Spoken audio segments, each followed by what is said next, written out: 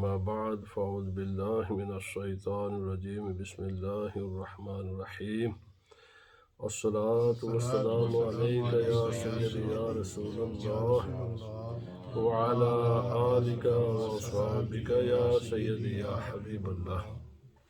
حضرات گرامی، امام غزالی علیہ الرحمہ آپ کی کتاب جواہر القرآن، آپ نے قرآن حکیم کے پہلے گفتگو فرمائی کہ یہ سرچشمہ علوم ہے، اللہ کی کتاب۔ کوئی کائنات کا ایسا علم نہیں ہے، چاہے اس کو ہم دنیاوی علوم کہیں یا اس کو دینی کہیں، اس کا تعلق اس دنیا کے ساتھ ہو، اس کا تعلق آنے والی دنیا کے ساتھ ہو، اس کا تعلق عالم اجسام کے ساتھ، مادہ کے ساتھ ہو یا عالم روحانیت کے ساتھ ہو، وہ علوم عقلیہ ہوں، جو بھی علوم ہیں، تمام علوم کا سرچشمہ قرآن حکیم ہے۔ سبحان اللہ۔ آپ نے پھر ان تمام علوم کو سمرائز کر دیا، اس کا خلاصہ بیان کیا کہ اگر ہم اس کو بالکل سمیٹیں تو وہ ٹوٹل 10 علم بنتے ہیں، اور ان 10 کو مزید اگر ہم سمرائز کریں، اس کو سمیٹ دیں، مختصر کریں، تو آپ فرماتے ہیں وہ 2 علم ہیں، اور یا تو اس کا تعلق اس دنیا کے معاملات کے ساتھ ہوگا، اور یا اس کا تعلق آنے والی دنیا کے ساتھ ہوگا، یا تو اس کا تعلق وہ چیزیں جو ہمارے 5 سینسز میں آتی ہیں ان کے ساتھ ہوگا، اور یا ان علوم کا تعلق ہوگا ان چیزوں کے بارے میں کہ جو انسان کے 5 سینس میں نہیں آ سکتے، اور کوئی انسان کے پاس کوئی ایسا ذریعہ بھی نہیں ہے کہ ان چیزوں کا علم حاصل کرے۔ یہ تمام اور بہت کچھ بیان کرنے کے بعد امام غزالی علیہ الرحمہ اب آتے ہیں اپنے اس مقصد پر۔ فرماتے ہیں اگر کوئی انسان مکمل قرآن حکیم نہ بھی اگر اس کا احاطہ کر سکے، احاطہ تو ویسے بھی ممکن ہے، لیکن اگر جتنا اس کے بس میں ہے وہ نہ کر سکے، تو کم از کم یہ 763 آیات ہیں۔ اگر کوئی انسان ان کو سمجھ لے گا، ان کو جان لے گا، تو انشاءاللہ العزیز اگر اللہ رب العزت کی توفیق الہی بھی اس کے شامل حال رہی، تو وہ بندہ ایمان اپنا محفوظ کر لے گا، اور اس کے لیے دین کے سمجھنا، چونکہ یہ اصولی چیزیں ہیں، جب اصولوں کو انسان کو پتہ ہوتا ہے تو پھر اس کے فروعات سمجھنے آسان ہو جاتے ہیں، اور پھر باقی معاملات کو جو چیزیں ہیں وہ اس کے لیے آسان ہو جائیں گی۔ پہلے ان 763 آیات کو سمجھے۔ کیوں؟ فرمایا باقی جو قرآن حکیم کی جو باقی آیات ہیں وہ انہی آیات کی تشریحات ہیں، اور ان قرآنی علوم میں سب سے پہلی جو چیز ہے وہ سورۃ فاتحہ ہے، بلکہ یہ قرآن حکیم کا خلاصہ نہیں ہے۔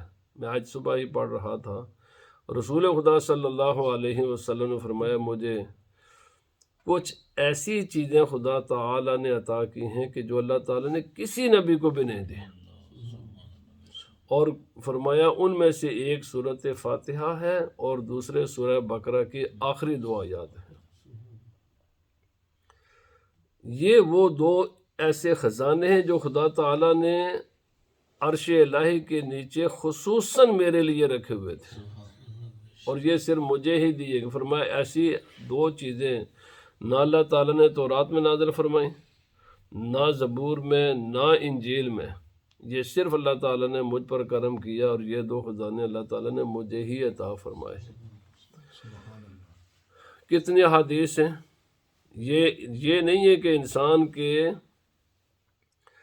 ایمان، روح، دنیا، آخرت کے، بلکہ اگر کوئی انسان اس کی پابندی کے ساتھ تلاوت کرے سورۃ فاتحہ کی، اور اس کے بعد قل هو اللہ احد 3 مرتبہ، 1 مرتبہ سورۃ فاتحہ، 3 مرتبہ سورہ اخلاص، اور سورۃ الفلق، قل اعوذ برب الفلق، اور قل اعوذ برب الناس، اللہ رب العزت اس کو دنیا کی تمام بلاؤں سے محفوظ فرما دیتا ہے۔ جو صبح کی یہ حدیث پاک ہے، فرمایا جو انسان صبح کے وقت اور تمام مسلمانوں کو چاہیے کہ وہ اس کو اپنا معمول بنائیں کہ سورۃ فاتحہ ایک مرتبہ سونے سے پہلے، 3 مرتبہ کل شریف، قل اعوذ برب الفلق، قل اعوذ برب الناس، یہ پڑھ لیں۔ ساری رات انسان سویا بھی ہوتا ہے، پھر بھی اللہ تعالیٰ اس بندے کی حفاظت فرماتا ہے، اور ہر قسم کے بلاؤں سے، پریشانیوں سے انسان محفوظ ہو جاتا ہے۔ اور صبح اٹھ کر جب نماز فجر ادا کرے یا اسے پہلے یا بعد، یہ کام کر لے، سورۃ فاتحہ کی تلاوت کرے، اور فرمایا کہ دن میں آنے والے ہزارہا جو بلائیں، مصیبتیں، پریشانیاں، بیماریاں ہیں، اللہ تعالیٰ بندے کو اسے محفوظ فرما دیتا ہے۔ حتیٰ کہ بخاری شریف کے حدیث پاک ہے کہ صحابہ کرام سفر پر تھے تو کسی قبیلے کے سردار کو سانپ نے ڈس لیا۔ اب ان کے قبیلے کے لوگ وہاں موجود نہیں تھے، اور خصوصاً جو اس وقت کو علاج معالجہ دم درود کرتے تھے، تو وہاں کے کچھ لوگ صحابہ کرام کے پاس سے، انہوں نے کہا یہ اجنبی لوگ ہیں، ان سے پوچھتے ہیں شاید کوئی ان میں آدمی ہو جو ہمارے سردار کو بچا لے۔ تو صحابہ کرام میں آئے تو انہوں نے کہا کہ کوئی ہے ہمارے سردار کے ساتھ، تو ایسا معاملہ ہو گیا ہے۔ تو ایک صحابی رسول تھے، انہوں نے کہا جی میں ہوں، لیکن شرط یہ ہے کہ میں فری دم نہیں کیا کرتا، ہاں جی میں کچھ لیا کرتا ہوں، مجھے پہلے طے کرو کہ کیا دو گے۔ بخاری شریف کے حدیث پاک ہے۔ انہوں نے کہا جناب دیں گے، خوش کر دیں گے ہم آپ کو، میں مفہوم عرض کر رہا ہوں حدیث پاک ہے، ملے گا آپ کو مال۔ وہ گئے، جا کر دم کیا، وہ سردار ٹھیک ہو گیا۔ انہوں نے بکریاں دی۔ اب جب بکریوں کے ایجنٹ لے کر وہ واپس اپنے ساتھیوں کے پاس آئے تو صحابہ کرام میں اختلاف ہو گیا۔ بعض کہتے ہیں کہ بھائی یہ تو نے کیا کیا؟ انہوں نے کہا میں نے سورۃ فاتحہ پڑھ کے دم کیا تھا، اللہ نے اس کو شفا دے دی۔ تو انہوں نے کہا یہ تو نہیں کرنا، یہ تو پھر قرآن بیچنا ہو گیا ہے نا۔ بعض نے کہا کہ جناب جائز ہے، محنت ہے۔ بہرحال صحابہ کرام دیکھو اجتہاد کا دروازہ ہے، بعض صحابہ کرام کی رائے یہ تھی کہ ان کو استعمال کر لینا چاہیے، کھا پی لینا چاہیے۔ تو بہرحال فیصلہ یہ ہوا کہ ہم یہ سارا معاملہ پیش کریں گے رسول خدا صلی اللہ علیہ وسلم کی خدمت میں، اور آپ جو فیصلہ فرمائیں گے اس کے مطابق عمل ہوگا۔ جب رسول اللہ صلی اللہ علیہ وسلم کی خدمت میں یہ معاملہ پیش کیا گیا تو سرکار دو عالم صلی اللہ علیہ وسلم نے فرمایا کہ اس میں میرا بھی حصہ ہے، ٹھیک ہے، یعنی آپ نے اجازت دے دی، اور یہ نہیں فرمایا کہ آدمی کے کسی میں شک و شبہ رہے، بلکہ سرکار نے فرمایا اس مال میں میرا بھی حصہ ہے، یعنی بالکل طیب ہے، طاہر ہے، پاکیزہ مال ہے، تم کھاؤ اس کو۔ تو یہ اب سانپ ایک مادی چیز ہے، اس کا زہر ایک حقیقت ہے، لیکن سورۃ فاتحہ سے اللہ تعالیٰ نے اس کو سانپ کے زہر سے محفوظ کر لیا۔ حدیث پاک ہے، یہ بھی غالباً بخاری شریف ہی کی حدیث پاک ہے، تفسیر ابن کثیر میں بھی حدیث پاک موجود ہے۔ ایک صحابی تھے، ان کے نام میں اختلاف ہے، کون تھے وہ؟ بہرحال ہم اس میں تفصیل، جو کہ وقت بہت قلیل ہوتا ہے، وہ نماز پڑھ رہے تھے، نبی پاک صلی اللہ علیہ وسلم نے انہیں بلایا۔ یاد رکھ لیں یہ ہے وہ بات، بلایا تو انہوں نے کہا کہ یعنی نبی وسلم کا آواز مبارک کو سن لیا، لیکن انہوں نے کہا اب تھوڑی دیر کے بعد نماز مکمل ہوتی ہے، میں سلام پھیر کر میں سرکار کی بارگاہ میں حاضری دے دوں گا۔ جب وہ سرکار دو عالم صلی اللہ علیہ وسلم، ان کو سرکار کے اس بلاوے پر کتنی تاخیر ہوئی، جو بقیہ نماز ان کی تھی اس کو ادا کرنے تک آئے سرکار کی بارگاہ میں۔ نبی پاک صلی اللہ علیہ وسلم نے ان سے پوچھا کس بات نے تجھے میرے پاس آنے سے روکا تھا؟ جب میں نے تجھے بلایا تو کس چیز نے تجھے روکا تھا میرے پاس آنے سے؟ عرض کیا یا رسول اللہ صلی اللہ علیہ وسلم، میں نماز میں تھا۔ سرکار نے فرمایا کیا تو نے قرآن حکیم کی یہ آیت نہیں پڑھی، یا ایھا الذین آمنوا استجیبوا للہ وللرسول اذا دعاکم لما یحییکم؟ یہ قرآن کا حکم نہیں پڑھا کہ کیا فرمایا اے ایمان والو جب تمہیں اللہ کا رسول بلائے تو فوراً حاضر ہو، اسی میں تمہاری زندگی ہے۔ یہ ہے وہ نقطہ کہ جس کو نجدیت نبی پاک صلی اللہ علیہ وسلم کا سے تعلق امت کا ختم کرنے کی طرف ہے۔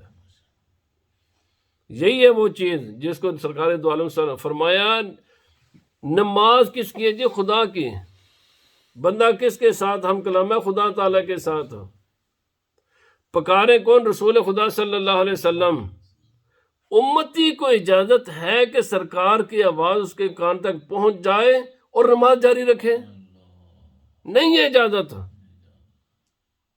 نہیں ہے اجازت۔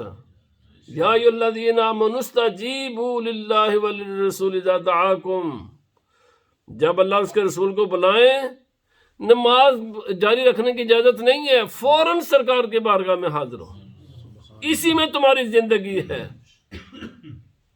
بھائی اس امت کا وجود برقرار صرف رسول خدا صلی اللہ علیہ وسلم کے ساتھ تعلق کو مضبوط اور مستحکم کرنے سے ہی برقرار رہ سکتا ہے۔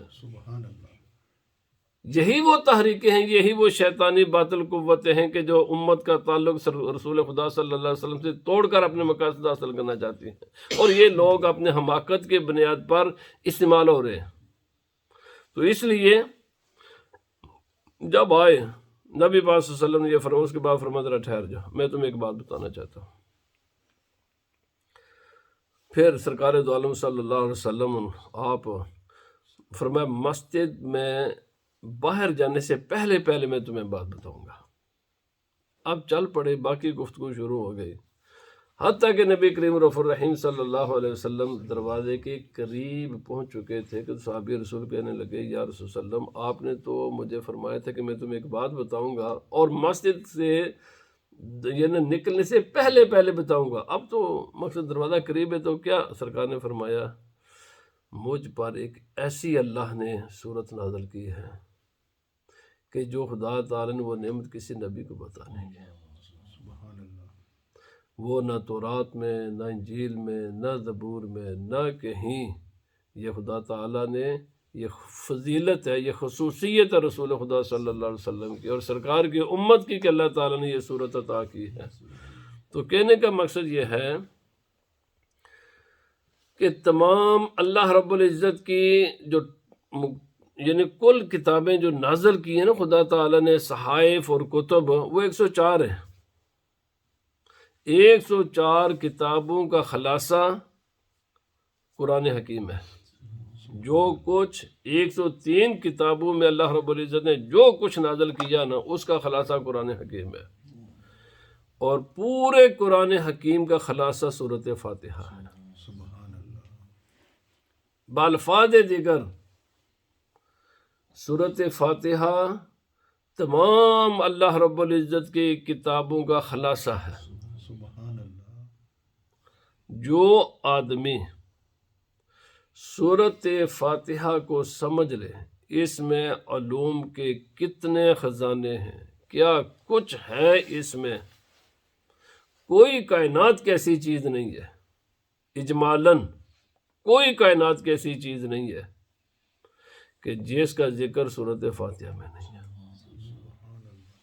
اور تو اس لیے امام غزالی فرماتے ہیں اولها فاتحۃ الکتاب بسم اللہ الرحمن الرحیم الی آخرها، تمام علوم کا نچوڑ، یعنی یہ 763 آیتیں نا، ان کا بھی یہ نچوڑ ہے، جو بسم اللہ سے شروع ہو کر ولضالین تک ہے۔ فرمایا یہ تمام علوم کا نچوڑ یہ ہے۔ اگر اب اس سے جتنی کسی انسان کے پاس عقل ہوگی، جتنا اس میں غور و فکر کرے گا، اتنے ہی علم کے موتی حاصل کرتا جائے گا۔ میں چند مثالیں دیتا ہوں، عرض کرتا ہوں۔ ہم جتنے بھی درس نظامی میں جو کچھ بھی پڑھائے جاتے ہیں جی، یہ سارے کے سارے علوم اسی سورۃ فاتحہ میں موجود ہیں۔ مثلا ال ہے، یہ عربی زبان کا ایک مشہور لفظ ہے، یہ اور حمد ہے، پھر لفظ رب، یہ جتنی مثلا صرف ہے، نحو ہے، لغت ہے، بلاغت ہے، فصاحت و بلاغت، علم منطق، پھر یہ سائنسی سارے کے سارے علوم، پھر یہ عقائد، یہ ہر چیز اسی کے اندر موجود ہے۔ کیونکہ جب آپ کتابیں پڑھتے ہیں نا تو جو ال پر بحث ہوتی ہے نا کہ اس کے کتنے، تو اس پھر حمد ہے، بھئی یہ لفظ کیا ہے، تو یہی علم صرف ہے، یعنی جب اس کے لفظ کو دیکھیں گے تو علم صرف ہے، اور الحمدللہ رب العالمین کو ملا کر دیکھیں گے تو یہ سارا علم نحو ہے، پھر علم بلاغت ہے اس میں، پھر اس میں منطق بھی ہے، پھر جب رب العالمین عالمین کا ذکر کرتے ہیں تو اس میں ساری سائنس، جو کہ سائنس کے سارا تعلق اسی کائنات کے ساتھ ہے نا، وہ یا تو وہ مادے کا ذکر کریں گے، مادے کا ذکر ہوا تو وہ فزکس ہے، یا دو مادوں کا آپس میں تعلق کا ذکر ہوا تو وہ کیمسٹری ہے، جب ان کے آپس میں مقدار کا ذکر کریں گے تو وہ میتھمیٹکس ہے۔ یہی ہے نا، آپ اس کو جتنا مرضی سوچتے جاؤ، جتنا مرضی سوچتے جاؤ گے آپ اس کے نیچے ہی تمام یہ رب العالمین، رب وہ رب ہے، یہ میڈیسن ہے، میڈیکل ہے اسی میں، کہ کیسے میں عرض کرتا ہوں الحمدللہ، حمد کہتے ہیں ایسی خوبی کہ جس کے آگے کوئی خوبی ممکن نہ ہو، ایسی تمام خوبیاں، ہر قسم کی خوبی اس کائنات میں جو بھی کسی کو نظر آتی ہے اور اس سے آگے خوبی کا ہونا ممکن نہ ہو، ان تمام خوبیوں کو دینے والی، چیزوں کو خوبصورت بنانے والی ذات خدا تعالیٰ کی ہے۔ اندازہ لگاؤ کہ جس نے اتنی پرفیکٹ، اتنی خوبصورت کائنات بنائی ہے، وہ خود کتنا خوبصورت ہوگا۔ کوئی کائنات میں ایسی چیز ہے جس میں نقص ہے؟ کوئی کائنات کی چیز ایک چیز کو انگر رکھ دے کہ یہ چیز ہے کہ اس میں نقص ہے، اگر نقص ہوتا نا تو یہ کائنات کا نظام نہ چل سکتا۔ ظاہر بات ہے کائنات میں یہ پوری کائنات کا نظام چل رہا ہے، میں انشاءاللہ آگے چل کر عرض کروں گا، جتنا بھی کائنات کا نظام چل رہا ہے یہ پرفیکشن کی وجہ سے چلتا ہے، کیونکہ جو بھی چیز کسی کو بھی ضرورت ہے، انسان ہو، جانور ہوں، چرند پرند ہوں، پودے ہوں، کوئی بھی کائنات کی چیز ہو، جو بھی اس کو ضرورت ہے اس کی ضرورت پرفیکٹ طریقے سے پوری ہو رہی ہے۔ اور یہ کہ نہیں، اگر یہ کھانے میں پرفیکشن نہ ہو تو ہمیں الٹی آ جاتی ہے، ہمارے پیٹ میں گڑبڑ ہو جاتی ہے۔ جب امپرفیکشن ہوتی ہے نا تو تبھی تو ہوتی ہے، جب پرفیکٹ ہوتا ہے تو ہمارا الحمدللہ بالکل نظام ہضم ٹھیک رہتا ہے۔ جب اگر یہ بلڈنگ کی کوئی بھی اس کی چیز میں امپرفیکشن ہو تو بلڈنگ قائم نہیں رہ سکتے۔ بلڈنگ کا قائم رہنا اسی لیے یہ 100 سال، 200 سال، 400 سال، کئی صدیاں بیت جاتی ہیں، بلڈنگیں قائم رہتی ہیں۔ کیوں کہ جو اس میں مٹیریل استعمال ہوتا ہے وہ پرفیکٹ ہی ہوتا ہے۔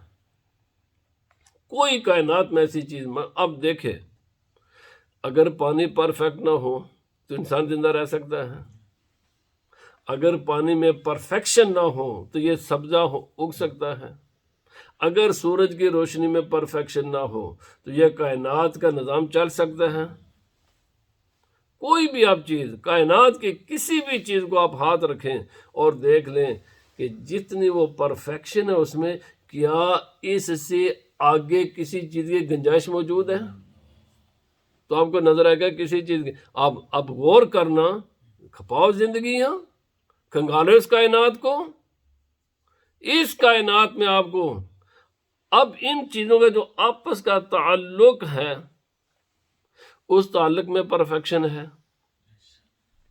اس تعلق میں ایک ہے انسان کا الگ چیز ہے، ایک سبزی ہے، ایک فروٹ ہے، ایک غذا ہے، یہ دو الگ چیزیں ہیں، لیکن اس کا آپس میں ایسا تعلق ہے کہ جب بھی یہ کھائے گا تو انسان کو طاقت قوت ملے گی۔ جب یہ بیمار ہوتا ہے، بیماری کے خلاف اس کی دوائی کا ایسا تعلق ہے کہ جب بھی یہ دوائی کھاؤ گے تو واپس اپنے اصل صحت پر آ جاؤ گے۔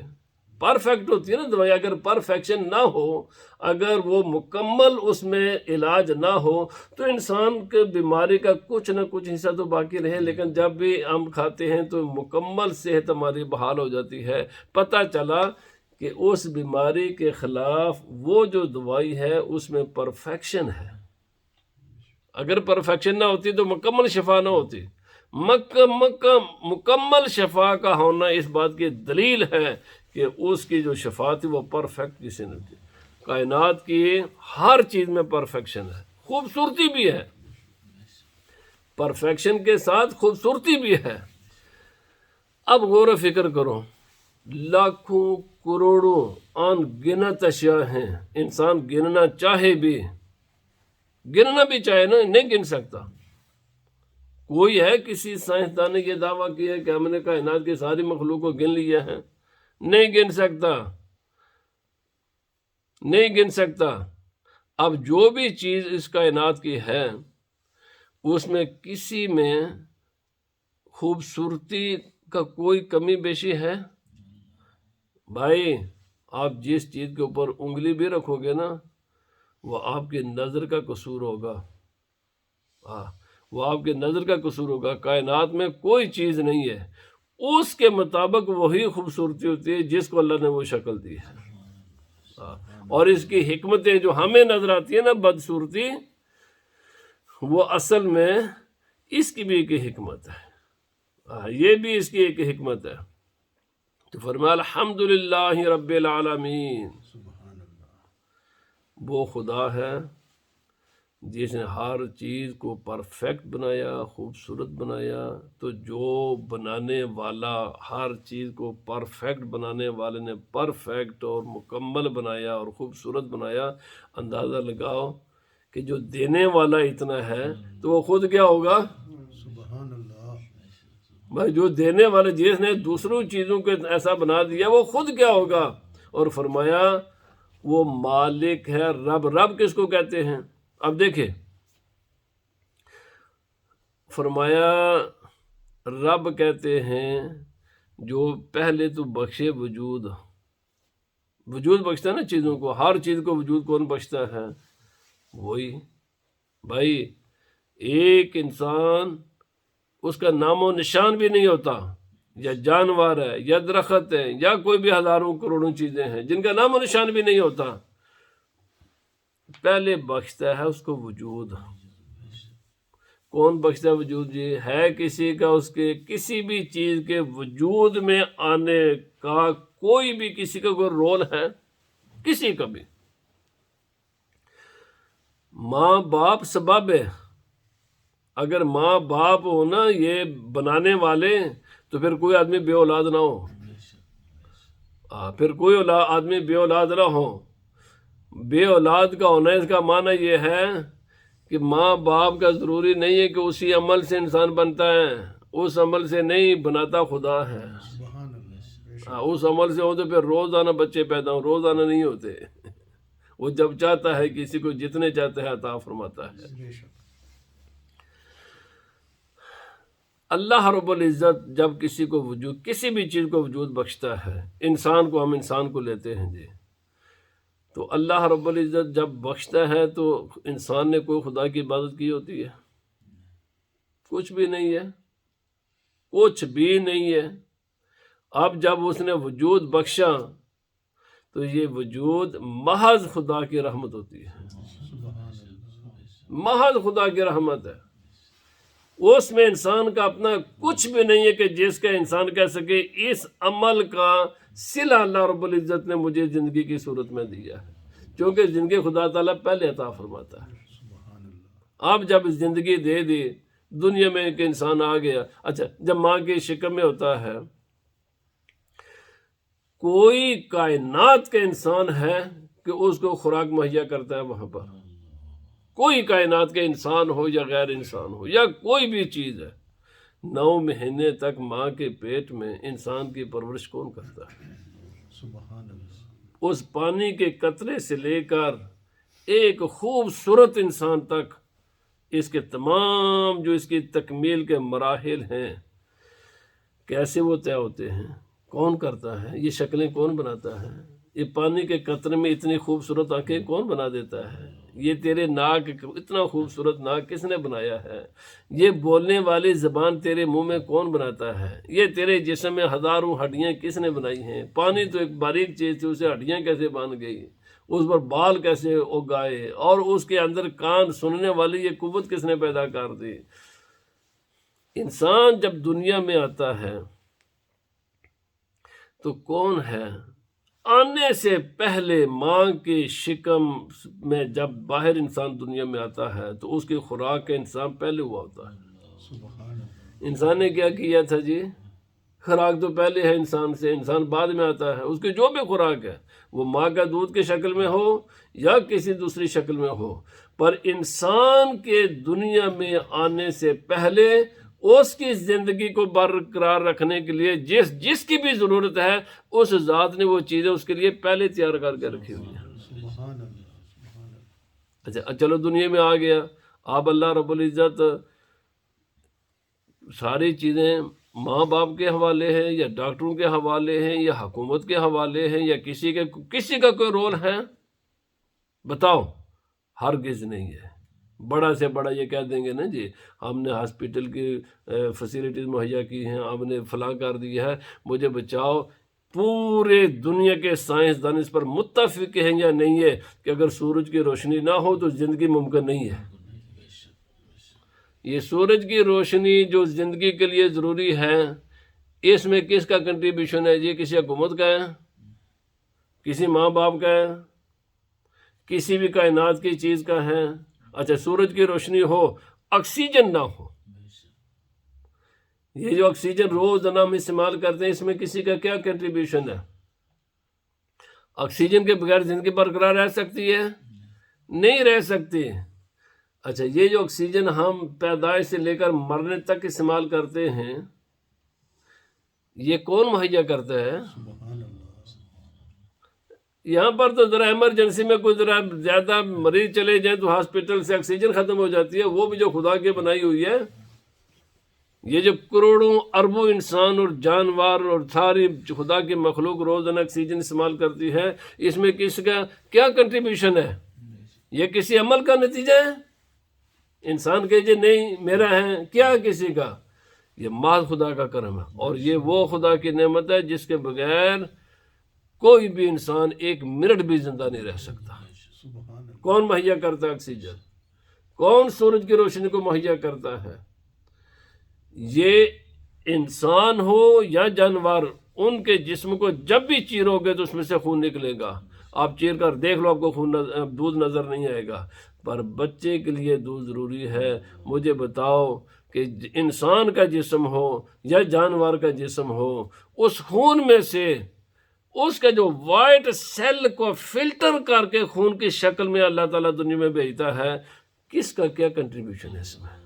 دودھ بنانے میں کسی کا کیا کنٹریبیوشن ہے؟ یہ خوراک ہے نا. اور اللہ کے بندے، اللہ رب العزت کی وہ ذات ہے کہ جو صرف وجود نہیں بخشتی، اس وجود کو برقرار بھی رکھتی ہے. سبحان اللہ. اور کب تک رکھتی ہے؟ جب تک وہ مرتبہ کمال کو نہ پہنچ جائے، پوری اپنی زندگی کا جو ایام ہے ان کو پورا نہ کر لے.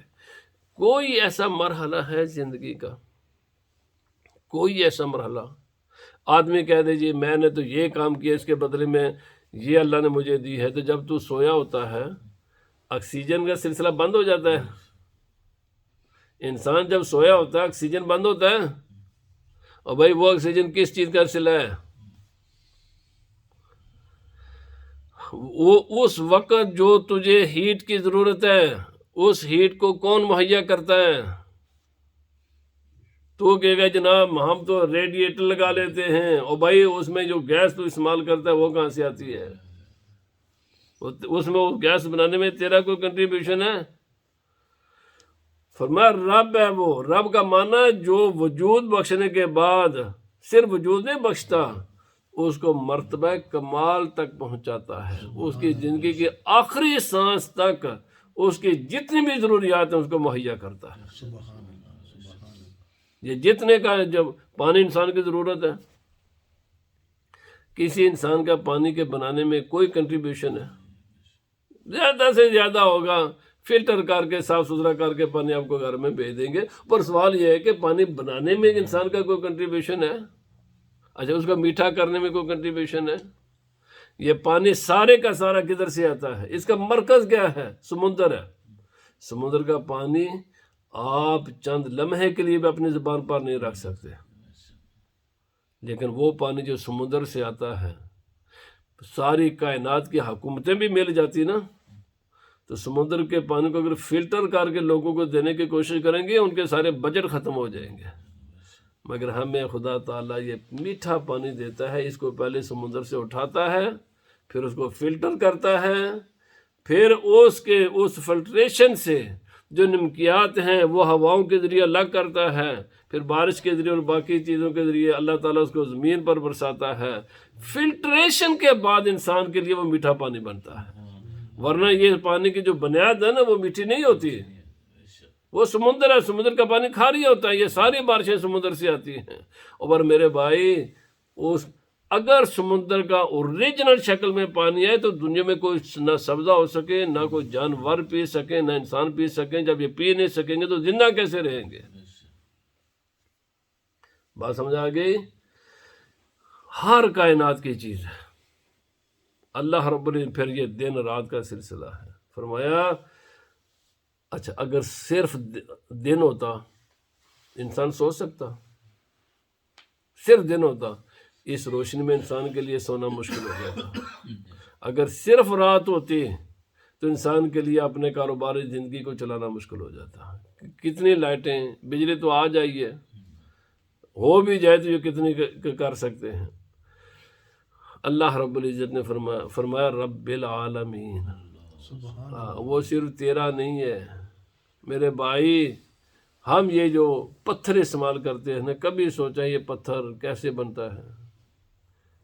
کبھی سوچا ہے؟ کبھی غور و فکر کیا ہے یہ اتنا خوبصورت پتھر کیسے بنتا ہے؟ اگر سورج کی لائٹ نہ ہو یہ پتھر ایسے نہ بن سکے۔ ان میں جو سالڈ اور مضبوطی اور خوبصورتی پیدا ہوتی ہے یہ سورج اور چاند کی لائٹیں کرتی ہیں، ان کا عمل دخل ہوتا ہے۔ ورنہ جب ٹھنڈے علاقوں میں یہ پتھر ایسے نہیں ہوتے، کیوں نہیں ہوتے جیسے گرم علاقوں میں ہوتے ہیں؟ بھائی ٹھنڈے علاقوں میں یہ پتھر کیوں نہیں ہے؟ کیوں؟ وہاں سورج کی روشنی کم پڑتی ہے۔ گرم علاقوں کے پتھر کیوں اچھے ہوتے ہیں؟ کیونکہ وہ سورج کی روشنی ان کو اچھا بنا دیتی ہے گرمائش کی وجہ سے۔ اور ایک اب میں بات ختم کر دوں، میں نے ابھی چند روز دیکھ رہا، یہ جو آج ہم پیٹرول استعمال کرتے ہیں نا، ذرا اسی کو دیکھ لو۔ آج 19ویں صدی میں آ کر انسان نے اس کو استعمال کیا ہے۔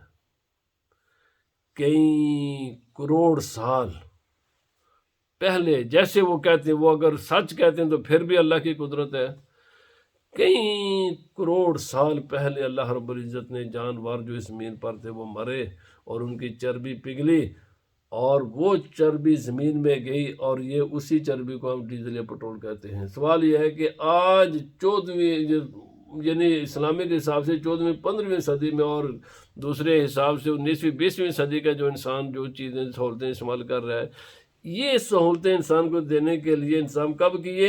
جب انسان کا نام و نشان بھی نہیں تھا۔ وہ میں ابھی وہ نمک لے کر آیا، میرے پاس ابھی بھی ادھر پڑی ہوئی ہے، پر اس کے اوپر لکھا ہوا ہے یہ نمک، اس کی یہ جو شکل بنی ہے نا، یہ کیوں بنی ہے؟ اور بڑا کمال ہے انسان کی صحت کے لیے، کمال نمک ہے وہ جو سیاہ نمک ہوتا ہے۔ فرمایا غالباً 80 کروڑ سال، 80 ملین، 8 کروڑ سال بنتا ہے نا، نہیں 800 ملین سال، یہ 80 کروڑ ہی بنتے ہیں۔ 80 کروڑ سال یہ زمین کے نیچے رہا، ملا کب ہے جی؟ ملا کب ہے؟ ابھی چند سو سال ہوئے ہیں۔ آج ہم اس سے مزے لیتے ہیں، اپنے پیٹوں کو ٹھیک کرتے ہیں، کھانا کھاتے ہیں۔ انسان کے لیے اس نمک کو اس حالت پر آنے تک وقت کتنا لگا ہے؟ 80 کروڑ سال۔ انسان تو اتنا ناشکرا ہو گیا ہے، یہ چیزیں کھاتا ہے، اور تیرے لیے خدا تعالیٰ نے 80 کروڑ سال اس نمک کو زمین کے اندر رکھا، اور 80,000 کروڑ سال کے بعد تجھے پھر دنیا میں بھیجا، میری نعمت استعمال کر۔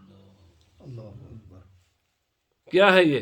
فرمایا رب العالمین، وہ ساری کائنات کا رب ہے، یہ تیرے لیے نہیں ہے، ساری کائنات کو مرتبہ کمال تک پہنچاتا بھی ہے، وجود بھی بخشتا ہے، وجود کو برقرار بھی رکھتا ہے، اور کب تک رکھتا ہے؟ جب تک اس کی مشیت ہوتی ہے، اور کسی بھی مرحلے میں آ کر جو چیز اس کے وجود کے برقرار رکھنے کے لیے ضروری ہے وہ منقطع نہیں کرتا، برقرار رکھتا ہے۔ ابھی ہم سانس لے رہے ہیں نا، جاؤ پانی کے بغیر بھی چند دن گزارا کر لیں گے، کھانے کے بغیر بھی کر لیں گے، روشنی کے بغیر بھی کر لیں گے، آکسیجن کے بغیر کر کے دکھاؤ، 1 منٹ صرف 1 منٹ اپنا سانس بند کر کے دکھاؤ، آکسیجن کو روک لو نا، اندر کے آکسیجن اندر ہی رہے، باہر کا باہر رہے۔ یہ جو ہم اپنے یہ آکسیجن کا سلسلہ ایک ویل بیلنس طریقے سے ہے، ویل بیلنسڈ ہے۔ آپ جانتے ہیں لوگ بہت نیچے چلے جائیں جہاں آکسیجن کمی ہوتی ہے تو کنویں میں لوگ مار جاتے ہیں نا، اچھا بہت بلندی پر چلے جاتے ہیں پہاڑوں کے اوپر، تو وہ اپنے آکسیجن کے کٹ ساتھ لے کر جاتے ہیں کیونکہ وہاں پر آکسیجن کی کمی ہے، پر جہاں انسان رہتا ہے وہاں آکسیجن کی کبھی کسی انسان نے کوئی کمی محسوس کی ہے؟ ہم روزانہ چلتے ہیں، پھر کبھی سوچا یار چلتے، میرا خیال یعنی تقریباً مجھے محسوس نہ ہو یعنی کوئی بات بولیں، یہ کوئی 35,000 گیلن غالباً یہ انسان آکسیجن استعمال کرتا ہے، اتنا بڑا آکسیجن۔ یا چلو یہ ڈاکٹروں کو پتا ہوگا روزانہ کا آکسیجن کتنا ہم استعمال کرتے ہیں، نیچے جا رہا ہے اوپر آ رہا ہے، یہ مہینے میں یا سال میں پتہ نہیں خدا جانے کتنے گیلن ہم استعمال کرتے ہیں۔ اللہ کے بندے سوچ، یہ چیزیں جن کی تو پوجا کرتا ہے روزانہ صبح سے لے کر شام تک، دنیا دنیا دنیا دے ان کے گن گاتا ہے، کبھی کسی کے، کبھی تجھے نے سوچا بھی ہے کہ یہ تجھے خدا نے نعمتیں عطا کی ہیں، میں اس کے بارگاہ میں ایک سجدہ ہی دے لوں؟ اگر وہ 1 منٹ نہیں، 1 آدھے منٹ کے لیے یہ سلسلہ بند کر دینا، تیرے لیے زندہ رہنا مشکل ہو۔ تو فرمایا الحمدللہ رب العالمین، اللہ رب العزت نے فرمایا جو کچھ بنایا خوبصورت بنایا، جو کچھ بنایا پرفیکٹ بنایا، جو وجود بخشا پھر اس کو برقرار بھی رکھا ہے، اور وہ ساری جہانوں کا مالک ہے۔ وہ انسان تیرا نہیں ہے، وہ کسی مسلمان کا خدا یا کسی کافر کا نہیں ہے، وہ جانوروں کا بھی وہی ہے، پتھروں کا بھی وہی ہے، سمندروں کا بھی وہی ہے، آسمانوں کا بھی وہی ہے، اس گلیکسی کا بھی وہی ہے، کائنات کی ہر جنوں کا بھی وہی خدا ہے، فرشتوں کا بھی وہی خدا ہے، نیک کا بھی وہی خدا ہے، بد کا بھی وہی خدا ہے، ماننے والوں کو بھی روزی دیتا ہے، نہ ماننے والوں کو بھی روزی دیتا ہے۔ آج کل مجھے کل ایک آدمی نے کہا جناب فلانا آدمی بڑا اصل علم کی کمی ہے۔ آخری بات کر کے ختم کرتا ہوں، رسول خدا صلی اللہ علیہ وسلم فرمایا رزق انسان کے پیچھے موت سے بھی زیادہ آتا ہے۔ میرے کو بات سمجھے کہ نہیں؟ موت انسان کو تو لگی رہتی نا جب بھی وقت، فرمایا موت سے بڑھ کر زیادہ قوت کے ساتھ رزق آتا ہے۔ تم جہاں بھی ہوگے جو تمہارا مقدر ہے وہاں آ جائے گا۔ جیسے موت آئے گی نا، تم کہیں بھی چھپ نہیں سکتے موت سے، فرمایا اسی طرح تمہارا رزق بھی تمہارے پاس آ جائے گا۔ بس صرف خدا کی ذات پر توکل کر کے دیکھو، جہاں بھی ہوگے۔ فرمایا رزق ایک ایسی چیز ہے، یہ موت سے بھی طاقتور ہے، موت سے بھی طاقتور ہے، جو تمہارے مقدر میں وہ ملنا ہی ملنا ہے۔ اللہ کے بندو اس کی اتنی فکر نہ کرو، جدھر جانا اس کی فکر کرو۔ اللہ پاک ہمیں عمل کی توفیق عطا فرمائے۔ یا سیدی یا حبیب اللہ